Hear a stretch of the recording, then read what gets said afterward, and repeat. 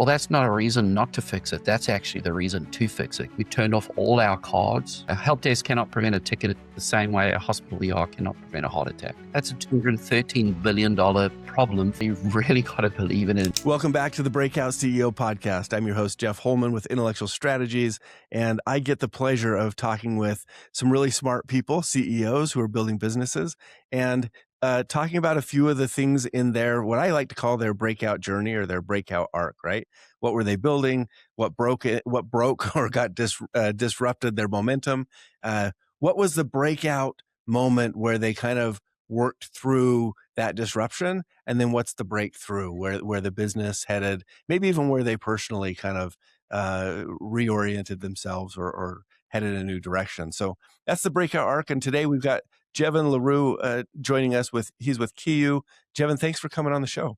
Oh, thanks, Jeff. And there's like 3 lots of tough words over there. Jevon, Le Roux, and Keeyu, all not easy to pronounce, and you cracked it. Well done. If I say it rhythmically, I might get it to sound like a rhyme even. Yeah, so, it does feel that way. Jevon Le Roux, CEO of Keeyu, or something like that, right? All right, hasn't it?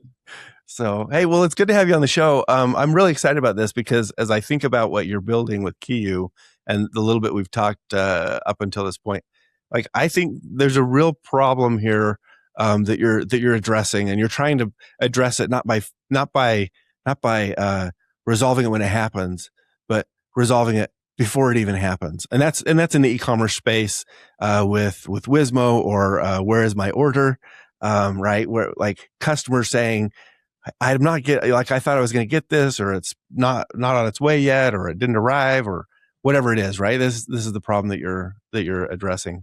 I'm going to give a little analogy here. And I don't know why this pops into my mind, but the thing that comes to mind for me is that Disney, is it Disney?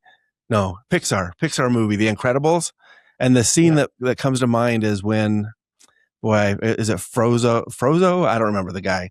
And he's like, honey, where is my super suit? Because he sees chaos happening outside his window, and he's like, I got to go grab my suit and go help. And he goes to grab his suit behind it. I think his bed flips around or something like that. And there's no suit there. He's like, where is my super suit? And I just, that's when I read about your business, I'm like, I think a lot of customers are doing that same thing, right? They're like, hey, e-commerce company, where is my product? Where is it? Why isn't it here yet? And why haven't I not heard anything? If it's not going to come on time, I need some information. Can you help me? Did I get the problem right? Even though I maybe twisted the analogy a little bit. Yeah, well, there's probably 2 parts to that problem. One, there's the customer that says, where is my order? Uh-huh. And then there's a customer that doesn't say, where is my order, but they didn't get their order on time as promised. And so both of those are dangerous. So if you think about it, like last year, 1 in 5 online shoppers in the US didn't get what they ordered on time as promised. And it's huge. Yeah. That's a $213 billion problem for e-commerce businesses, revenue that left silently. And so there's 2 parts. Those that actually call in and become a help desk ticket, and they're asking, where is my order? Uh-huh. And then there are those that don't say anything, but they're upset and they just leave. And really? That's the silent problem. What's the split between those? Tickets. I just know that the data around carriers saying that 1 in 5 online shoppers didn't get their order. That means those parcels didn't meet the delivery SLAs. And so part of the big misconception about this problem is, it's a carrier problem. Well, it's not. It's actually everything that happens upstream before a customer gets an order. So it's like your Shopify, is it syncing correctly? Is your inventory allocated correct? Are your styles loaded correctly? Is the payment system working fine? Is the warehouse shipping it out of the warehouse okay on time? They're just all of these sort of system issues and process issues and people issues that are greater than just a carrier getting a parcel lost or a carrier getting a parcel delayed. And so all those minute failures that happen between order placement, delivery, and return, help desks don't know they exist. And a help desk is like a hospital ER. It cannot prevent a heart attack. A help desk cannot prevent a ticket the same way a hospital ER cannot prevent a heart attack. Okay. It can only triage it after something's gone wrong. So what we figured out is if we can identify that something going wrong before it becomes the customer's problem and automate fixing it, the ticket never exists. The frustrated customer goes away, and customers will always get what they want on top. Yeah. I mean, you make it sound easy, but there are, as you kind of hinted at there, I think there are lots and lots and lots and lots of moving parts here. I feel like it seems like this is a business that you chose to get into on the complex side, right? There are some really simple businesses or simpler business models, but you've picked one that is relatively complex, right? It is extremely complex, and I think, if I remember correctly, when we went out 2.5 years ago, and my co-founders and I have been in e-commerce for a while, and we've run big e-commerce businesses, and we lived this problem, right? We lived it. There was a crisis where 1,000 shoppers placed orders at one of our companies. The stock didn't exist. We had to credit and refund 1,000 customers and send them emails, phone them and say sorry. It's terrible, and we lived that kind of pain. So we knew the problem existed. We didn't realize how hard it was going to be to actually solve it. We built an MVP. It delivered a bunch of results. We're like, oh yeah, cool, we've crushed it. And I remember going out to fundraise, and there was this very well-known e-commerce founder in Australia that had sold his business to a NASDAQ-listed SPAC he sold it for 600 million, and he was seen as the guru in e-commerce in Australia. And he was doing some angel investing, and we were like, hey, do you want to invest in us? And he went, you can't fix this problem. It's impossible. Oh. It can't be fixed. And we kind of all turned to each other and said, well, that's not a reason not to fix it. That's actually the reason to fix it. Because if it's that broken that it can't be fixed, it has to be fixed. And foolishly, we decided to go down that path. And I often say to people, it's as if we're almost building a complex deep tech stuff. Like, it's really, really hard to stitch all of these systems together that are managing an order. You think about it, you've got a shop front, a payment gateway, order management, inventory management, a warehouse management, an ERP. You've got a carrier integrator, carriers, multi-geo warehouses, ship from store, click and collect, return solutions, marketplaces, TikTok shop, Facebook, Walmart, and you throw in a help desk. We're stitching that all together in one platform. And we often say we've got more data than Google has on its customers. As far for that e-commerce business, we can provide more insights into the health of e-commerce operations than Google Analytics can on shopping. That's amazing. And it sounds like you've got more integrations than Amazon. You might have been better off starting a new Amazon than integrating all these other platforms together or something. So, Jeff, right now I kind of do feel like that. I'll be very honest with you. I was reflecting on how easy it was for Amazon to start just actually yesterday, when it was like, how smart was Jeff Bezos back in the late 90s when he was like, I'm just going to do books. Yeah. How did you go from just doing books to sending rockets to space? It's just amazing, right? It totally is. And that's a bit of a pivot along the way, but we certainly have had a few pivots as we've been building this. Yeah. Well, we're gonna get into some of those, but before we do, tell me about your team. And you guys had experience in e-commerce, but how did you really, resolve that this is the problem you want to tackle? What was that like for your team? Yeah. So I think the three of us we all worked together at a really well-known activewear brand in Australia called PE Nation. In fact, it was doing really well globally. It had a collaboration with H&M, just absolutely exploded during COVID. And we were all working there together. I was the CEO, building and growing the company, and my other co-founder was leading customer service and e-commerce operations, and the other we hired him as the CTO to build the systems to scale the business. So we were there, and there was this moment I was talking about a bit earlier where 1,000 customers bought products that were not in the warehouse. The systems didn't sync. It was a high velocity sale day, and just wasn't caught in time. And only a week or 2 weeks later did we start realizing, when these customers started calling in and saying, hey, what happened? Where is this? Where is that? And Tracy was dealing with each one individually. And eventually she unpicked a pattern. And then when she pulled the thread, it's like, oh, it's 1,000. She came to me and she said, look, I'm going to have to hire 6 extra people. I'm going to have to get on the phones. I've got to pass all these credits. I've got to do all this stuff. But she said, if I could have seen that happening in real time, I could have stopped it. I could have turned off that item from the storefront. and this wouldn't have happened. And that was where the concept of, wait, I can fix this reactively by throwing people at it after the customers complained, after they're frustrated, after they've had a bad experience.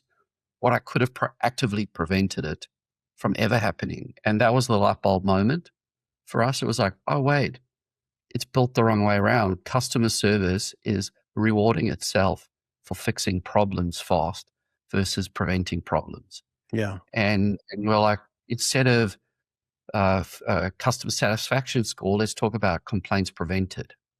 And that's where it landed for us, where we could clearly see there was this that no one had seen it from the other angle. Prevent a complaint from happening versus triaging a complaint after. It's the classic eat an apple a day, keep the doctor away. Right. Treat the cause, not the symptom. I mean, it makes sense when you say it, but I think about companies out there.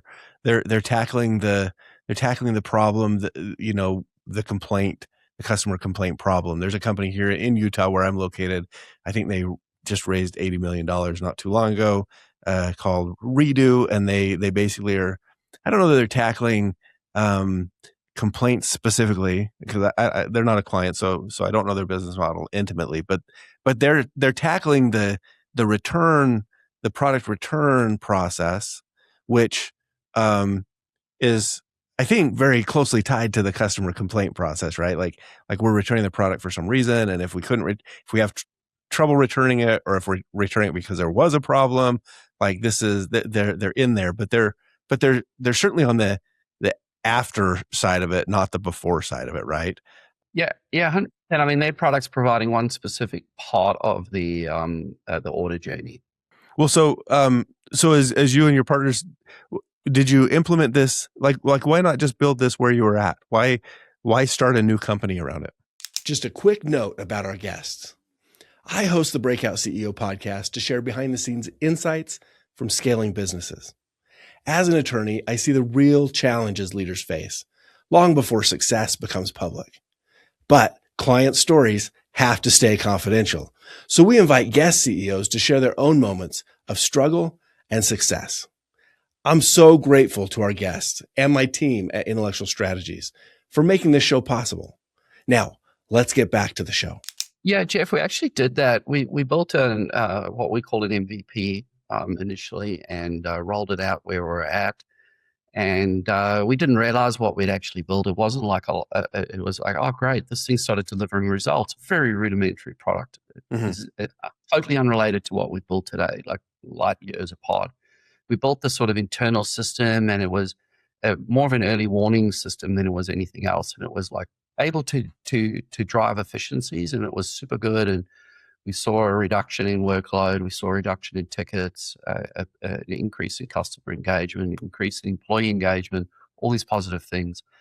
And then I left that company and I went to another one to do what I'd done there, a sleepwear brand called Papanel. And I walked in and there were 110 help desk tickets to orders, 110%. So there were more 100 for every order you had 1.1. Okay. Tickets. Oh, wow. So every order had a ticket. So every order that had ever been shipped out of that company had a ticket, meaning that it had a bad customer experience. And so that's not the what should the ratio be in a healthy business?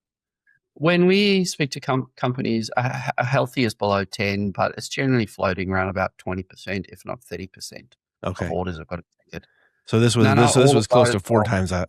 Oh, it was just crazy. It was off the charts, right? And not all of those are where's my order tickets. Probably half of all tickets, 40 to 60% of all tickets are where's my order. The rest are like just basic inquiries like, about the product or about service delivery or offering. That can be triaged by what we call reactive AI.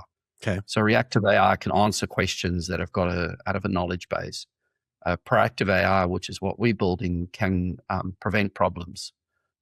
Versus just answering questions. So it's truly agentic. But I walked into this company, had the same problem. Well, no, not the same problem, like just the dire situation. And I called up Tracy and said, oh, do you want to come across and help me fix this? And called up Tahir and said, do you want to come across and help me fix this? And And then when we looked at it and thought about building that internal system again, that's when the light bulb went off for us. It's like, if there is no solution like this off the shelf and we've got to build it again, surely there should be an opportunity to build this as a company.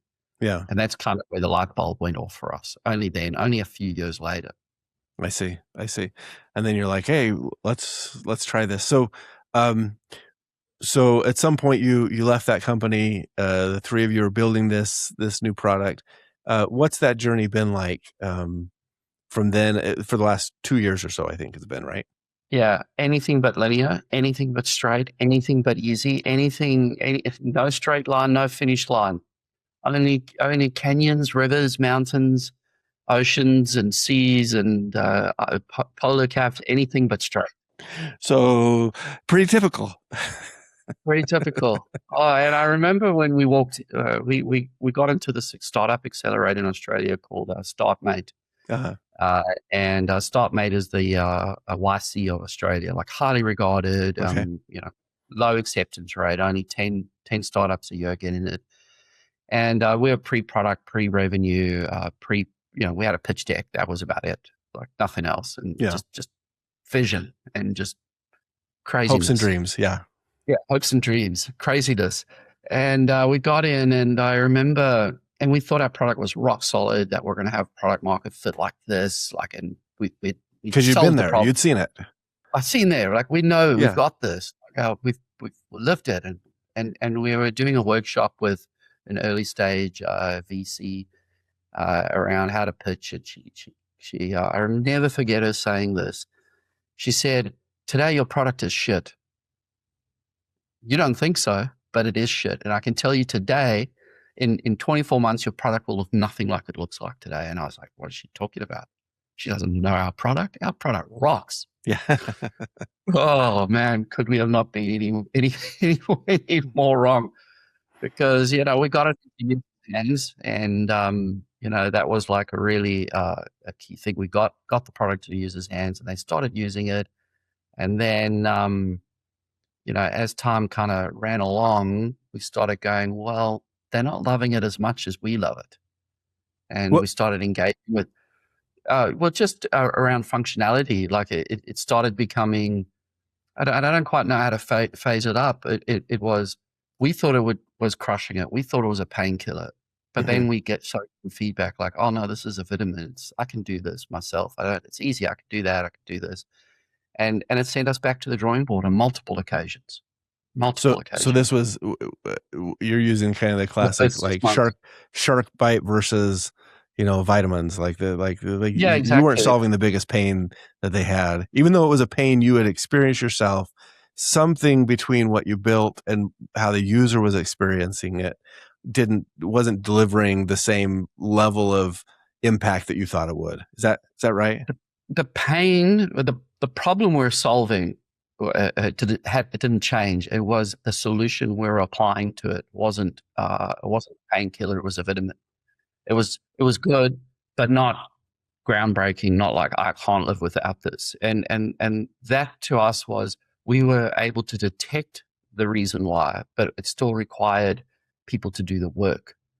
And so this was our first big insight when someone said, I really like that you're showing me all the problems, but now I've got to fix them. And before I didn't know about them. And now you're actually creating more work for me because I'm having to fix these things.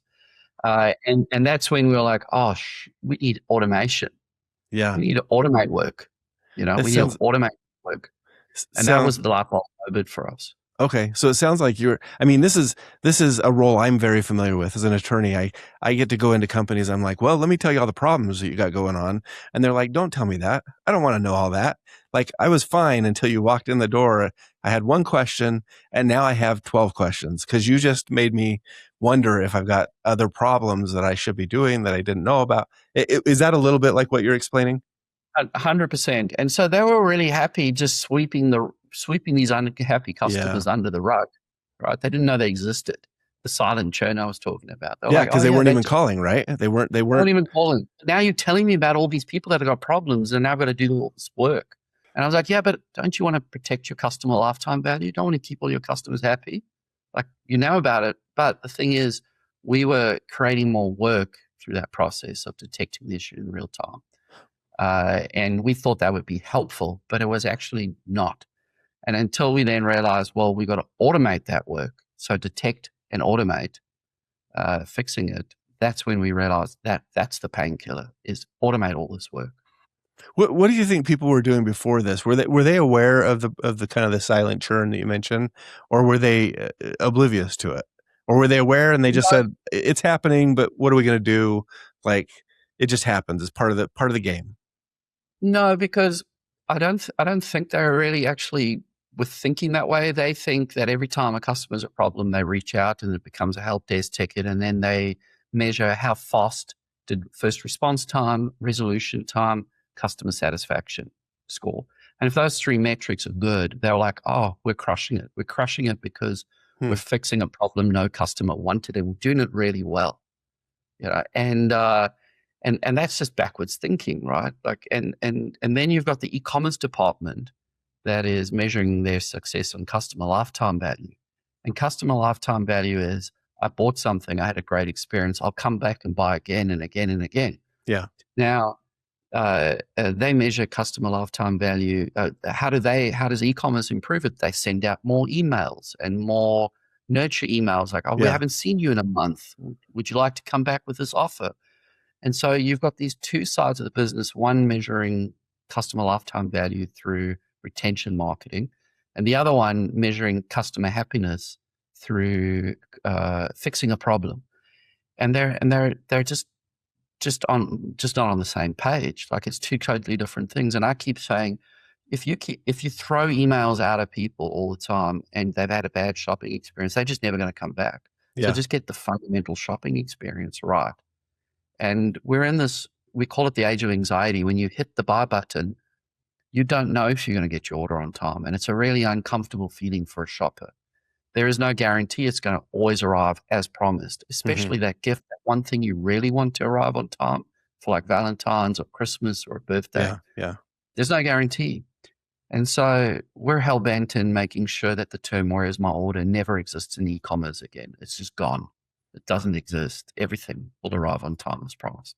I love it. So I mean, in a sense, you weren't tackling an entirely new market, but you were attacking the silent part of the market that existed, but didn't exist, where the companies were gamifying the actions that they took, and so it existed quietly in the background while they played with other pieces of the puzzle, but were ignoring probably a pretty, as you said before, in the US, 1 out of 5 orders don't arrive as intended or something like that. And that's a large piece of the puzzle to just say, well, that's not where we've gamified our statistics and our team. So we're not going to address that. Yeah, well, they make their problem look good by measuring fixing something that was a bad experience. It's like, we're sugarcoating it, right? Yeah. So what we're actually doing is just preventing that from all. We're saying that the concept of a help desk is built the wrong way around. The concept of a help desk should be proactive. It should reach out. It should fix things before the customer knows there's a problem. And so we are reinventing the way the problem needs to be fixed. At the end of the day, customers just want to feel comfortable when they hit the buy button that they're going to get what they ordered on time. That's it. And how that gets solved can be done from multiple different angles. We just think the way it's been done with help desks is dated. It's been like that for 20 years. And there's a new future. The new future is preventing that complaint from ever happening. And you've said that you had to go back and rework your pitch, essentially rework your product, so it doesn't just diagnose the problem; it also solves the problem. How did you come to that conclusion? Did your team just say? I mean, was it customer interviews where you're getting the feedback and they're just saying you're giving us problems and but you're not solving them? Was it that simple, or was there more to the conversation with your team? There were two conversations. One that my co-founder had with the customer, and the other that I had with the customer, and they came from two different angles. The one that I had was, it was really great that I didn't know about these problems. Now I've got to do this work. I was like, that's the most stupid thing I've ever heard in my life. Ignorance is bliss, though. But ignorance is bliss. And then the other, my co-founder spoke to a customer and she said, oh, when things get really busy, I've got to focus on fixing the tickets because I'm my measure of success is against fixing tickets. And that's when we realized we're not placing enough value on preventing tickets. And how do we do that? We've got to take the work on. We've got to take the work off people's hands. Like there is entire teams that are there manually triaging every single ticket after the fact, going into systems, creating new orders, canceling orders, updating orders, refunds, placing stuff on back order, chasing up. There are all these people doing this manual work. And through those two sort of customer insights, we got an understanding that automating this work is the real win here. But doing that, highly complex. Like we've been building to get to a point. It's taken us a year and a half to build the tech to be able to do that. And we've gone down a bunch of different paths. We're now confident we're going down the right path with the technology. And we're starting to get momentum because to be able to automate this work, every single e-commerce business is different. They've got different tech stacks, different SOPs.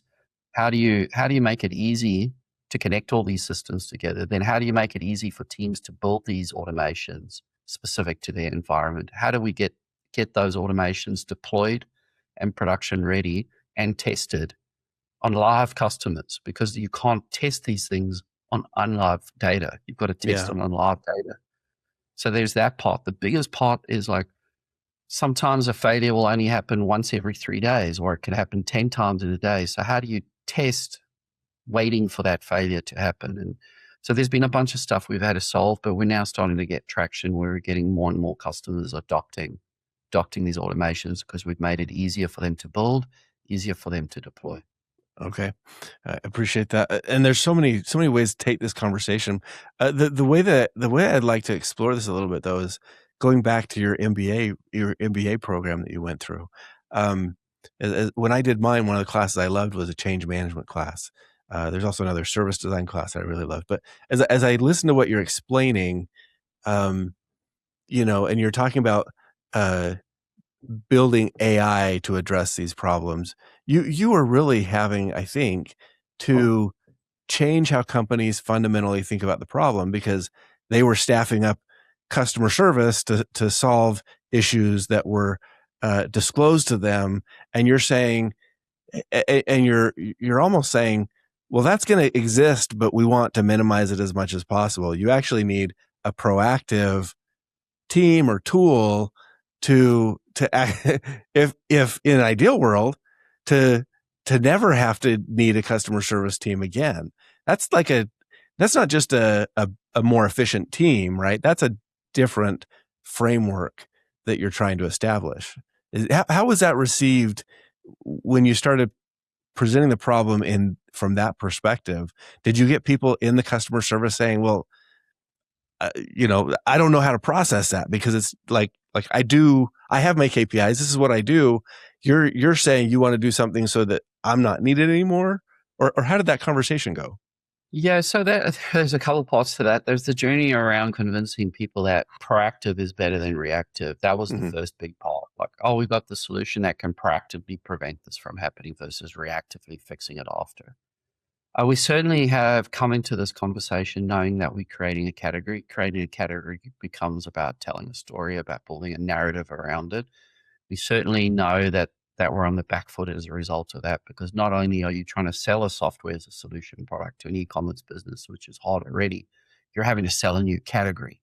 Yeah. And getting that message across really succinctly is pretty hard. We're now saying when we pitch to customers that we haven't yet engaged with, we're like, every order is a promise, Keeyu keeps it. Or we automate work. It's like, keep a promise, keep the promise. Yeah. Keeyu keeps the promise. Because that's what it is. Every order is a promise, we keep it. But then you go down a level lower and you're like, we can automate all that e-commerce operations work, or we can automate all your e-commerce work. And you are right. Because when you sit in front of different stakeholders, when you're selling in, you've obviously got the economic buyer and you've got the champion and you've got the user. The user can sit there and say, well, hang on a sec, where's my future in this? And we're like, no, we got to augment teams. this isn't fully automated. We want you guys to be involved in the process. We want you to manage our agents. You're just doing less heavy lifting, manual, repetitive work. And that frees you up to spend more time on the phone with your customers, proactively reaching out to them, talking about great things about your brand. So we're not here to wipe out a whole team. We're here to say your team shouldn't be doing tickets all day. They should be having conversations, human to human conversations with your customer. Let our automations do the heavy lifting, the manual work, and your people are used for what they do good, which is engage with your shopper, engage with your customer, talk with them. So there's a bit of a shift in the narrative, but when you go up to the economic buyer, they're like, what efficiencies can I get for my business? What sort of savings? So you got these competing priorities when you're trying to sell the product. Yeah, that makes sense. What are some of the things that you thought would go more smoothly as you did this transition, but maybe took a turn differently than you expected? Because you're trying to solve the problem, and then you're like, wait a second, we've had this realization that we've got to attack the problem more thoroughly, right, or whatever. We got to talk about customer experience as what it should have been in the beginning, which is deliver the product as promised, instead of resolve customer complaints when things go wrong. So you're trying to bring the perspective back and build your product to help facilitate all this. What things went right and what things went sideways on you? Yeah, so I'll actually go back to when you said, we were speaking about Amazon earlier, and you just said something that hit me, and it reminded me what Jeff Bezos said. Jeff Bezos said, the best customer service is if the customer doesn't need to call you, doesn't need to talk with you, it just works. Yeah. I mean, no customer service is the best customer service, meaning you don't have to engage with the customer. It just works. No one really wants to be reaching out to a customer service department. Like when you hit that bar button, you don't say to yourself, oh, I would love to spend the next couple hours of my life chasing up something that I ordered that you got wrong. But so we landed on that specific situation where we said, okay, great, we've got to automate this work. So we were clear in knowing what we had to do. And that was about a year and a half ago. Mm-hmm. But a year and a half ago, it was largely generative AI, like LLM answer and ask questions. Agentic hadn't really started hitting yet. The LLMs weren't pushing that out. We certainly can't use LLMs or any of the agentic stuff right now to run what we're doing. We've had to build our own custom code to be able to run these agentic automations. We went down the path of using technology that was off the shelf, like LangChain, LangGraph, and it just failed. And so we've had to go back to the drawing board and rebuild. We actually on our third iteration to solve this problem with the tech. We finally believe we've nailed it now. But essentially, that was the part. We had the insight, oh, we've got to automate this. Then it was like, okay, great. We've got to automate it. Now, how do we automate it? Very easy having the insight. Then trying to figure out how to do that. Already a problem that someone else had once said to us, that e-commerce founder, 600 million guy, said it's impossible to connect all these systems together. Mm-hmm. He said that's impossible. Okay, we did that. Great. Now we've got to figure out how to automate workflows across all these systems and mimic them in different environments for different companies with different SOPs and different processes and different customers' expectations. So that was probably the hardest journey, I think. And then I will say the toughest part was the beginning of last year. We're like clear on what we wanted to do. Yeah. We're like, okay, we've got to build these automations now. And we've been building for a year and a bit, raised a bunch of money. I think we raised just shy of $1 million to do that. And we burnt through all of that. And now we're like, oh, we've got to do a pivot. Okay. But we've run out of money. And so we've got to go raise on this pivot. And we've got to go raise on this pivot with no money. And the day we started raising, we probably had about like $5,000 in our bank account. Oh, wow. And you got 3 founders and 4 devs in Pakistan. Yeah. $5,000. No, actually, I'm not telling the truth. There was 15. And the 3 of us looked at each other as founders and we said, all right, we've built something for a year and a bit. We've tested it. We don't have product market fit.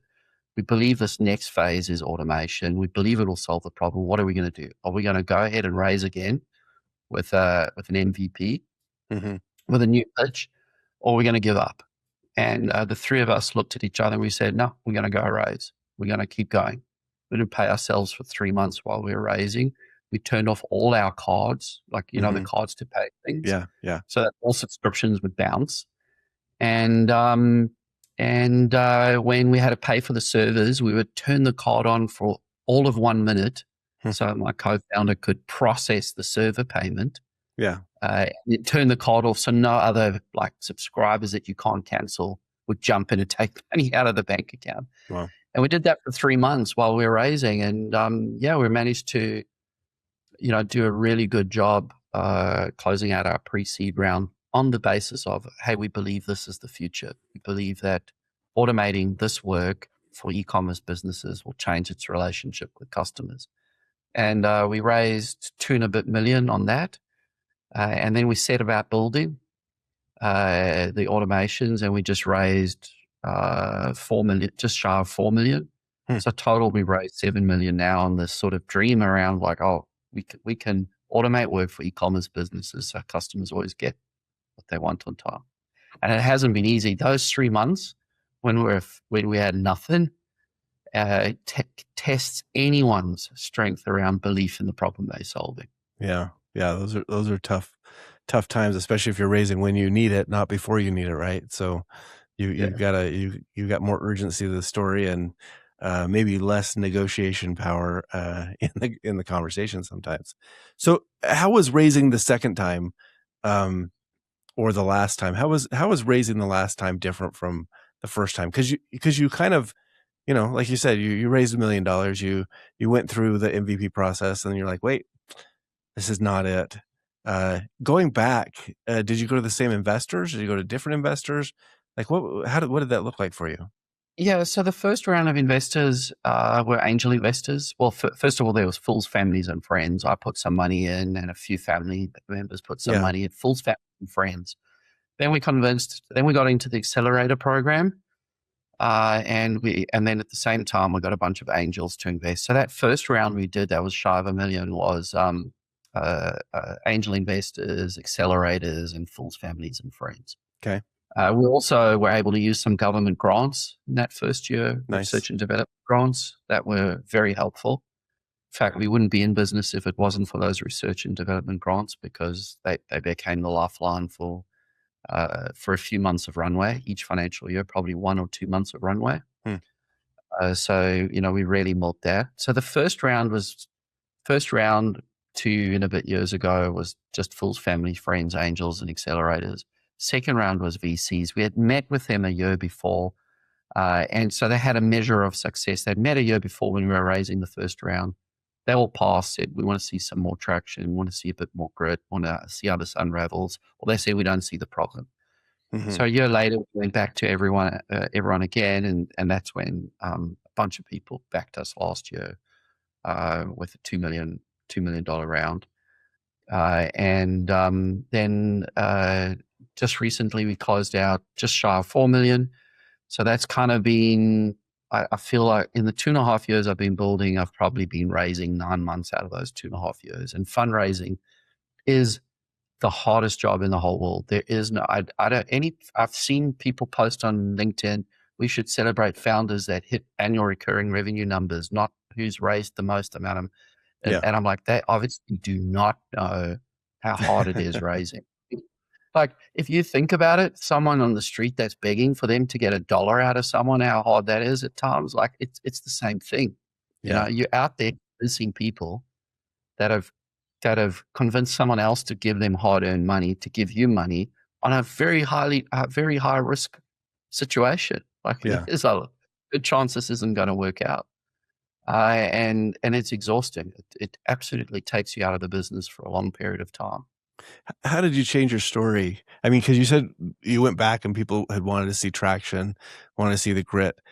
It sounds like, and maybe I'm misinterpreting this, so correct me if I'm wrong, but it sounds like traction was elusive because you were, you had to build the solutions, not just identify the problems. And so when you went back, was it more grit than traction at that point? When you do a pre-seed round, like and call it a pre, which is accelerator round, that's just vision. It's all vision, and they're just backing pitch deck, and they're backing a founder. They believe, oh, we can back these founders, and that pitch deck is plausible. The second round, when we did the pre-seed, it's like we want to see signs of early product market fit. We want to see signs that you've been talking to customers. We want to see signs that you've got customers that are paying you. Are those customers sticking around? Not just early signs, early signals. Have you gone through a few iterations on your product? Is the hypothesis of what you're now building make sense? Yeah. And we had I think we had about 10 customers at the time. We probably had about $100,000 of revenue. So there was some indication that there was stickiness with our product. Okay. Some indication. And then we're like, well, we've got this part of the problem solved. We're able to stitch these together. We're able to detect. Now we believe to get us from $10,000 average contract value to $25,000, we layer in the automations. And so it was about setting them in on that vision that it's one part solving, detecting the problem. The other part is now automating, fixing it.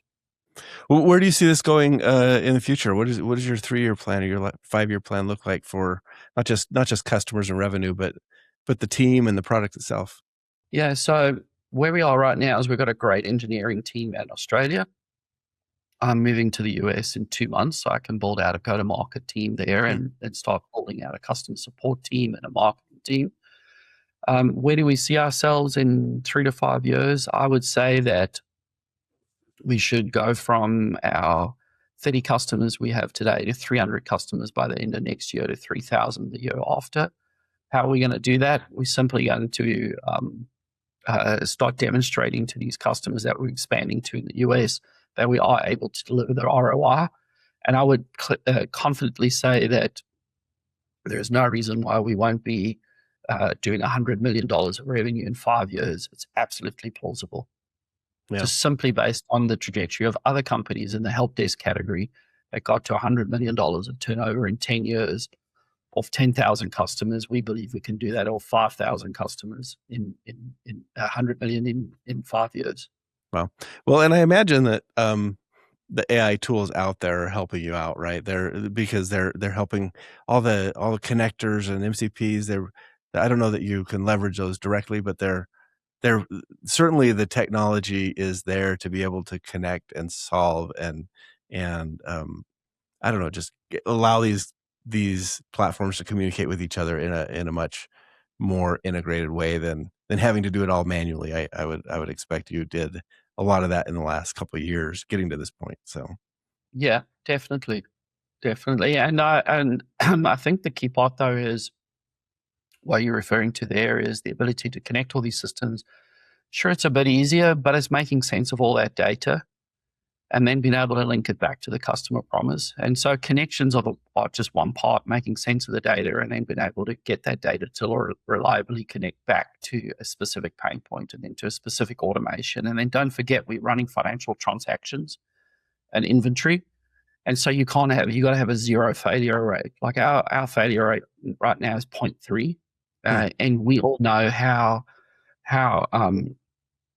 LLM models can easily hallucinate, very easily. And so we've built technology that does not hallucinate. And it's all deterministic as the technology we've built so that no failures happen, because we can't have that. Like imagine if someone should get a $1 refund and they got $1,000 refund. That can't happen. And so that's part of the problem. The bigger part of the problem isn't the connections. It's actually just making sure that we can build a platform that robustly solves these problems from a transactional perspective. And is accurate. That makes sense. Well, Jevon, we haven't even had a chance to talk about your professional surfing that you did when you were younger and those other things. But this has been really good. I appreciate getting personally even getting a little bit more insight into the where is my order, the customer service aspect of e-commerce businesses that we work with. I will say that of all the legal things we do for our e-commerce clients, that's one that kind of stays stays a little further away from us until a customer complaint rises to product liability or something of that nature. So I really appreciate hearing more about that side of the business that you're working on. Is there a takeaway that you would share with other CEOs who are going down a similar journey as you? Something that I don't know, we talked about confidence a little bit a while ago. Is there something that you would say, hey, if this is a tip I could give to somebody else on the same journey, or to my younger self a few years ago, what would that be for that type of person? For a first-time founder or someone that's already building a company? Either one. Either You one. can specify. Yeah, first-time founder. So I'll give some feedback for a first-time founder. First-time founder is, don't build a solution and then find a problem. Find a problem and believe in that problem, and then build the solution to solve that problem. You often find people go, I've got this great solution. And I'm like, well, is there a problem? Mm-hmm. And I think people often get caught up in the wrong way around. And then I think to that first-time founder, once they figured out like what is that problem, like we did, it's like, no, you've got to really, really believe that that problem needs to be solved, because there's going to be a million people that will tell you the problem doesn't exist. So you've really got to believe in it, and you've got to stay the course.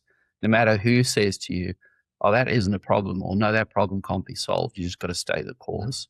Yeah. And then I think for established CEO, I would say, that's building a company, just never lose sight of like why it is that you want to solve this problem. Like, what's that burning desire?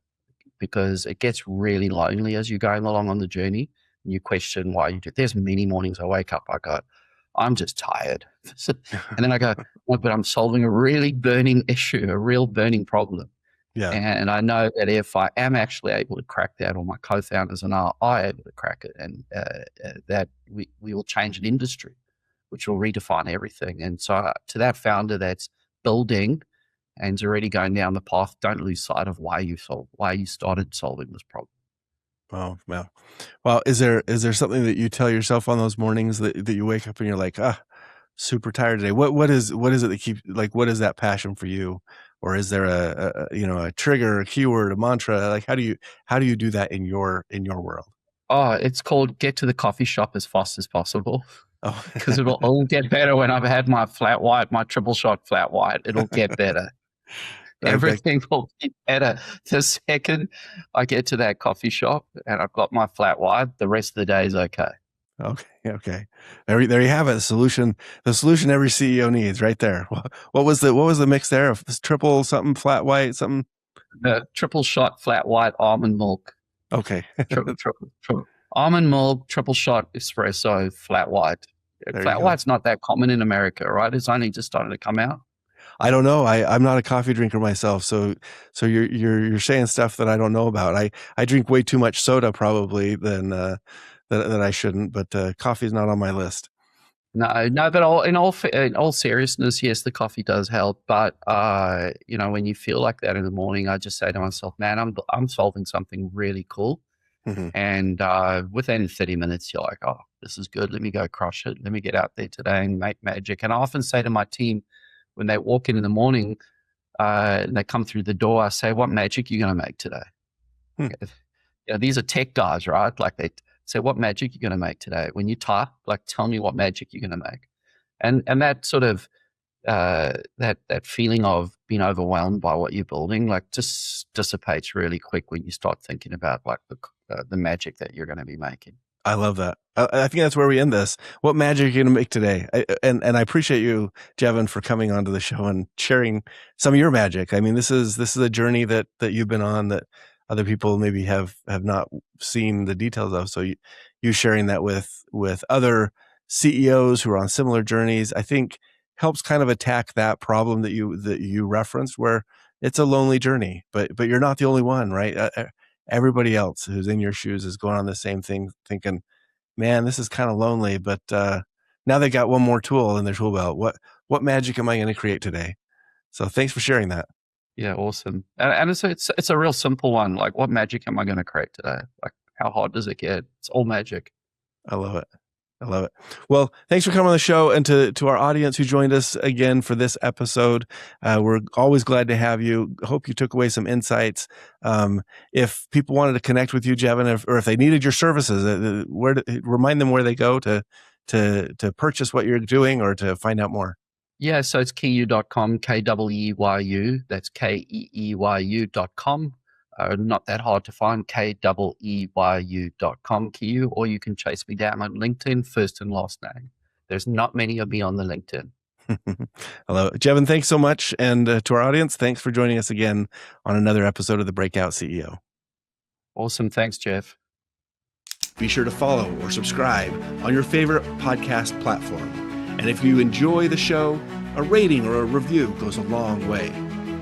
Our mission is to promote the stories of breakout CEOs in scaling SaaS, e-commerce, and tech companies to equip peer CEOs with valuable perspectives and confidence. Thanks again for joining us on this episode of The Breakout CEO. I'm Jeff Holman, and I'll see you next time.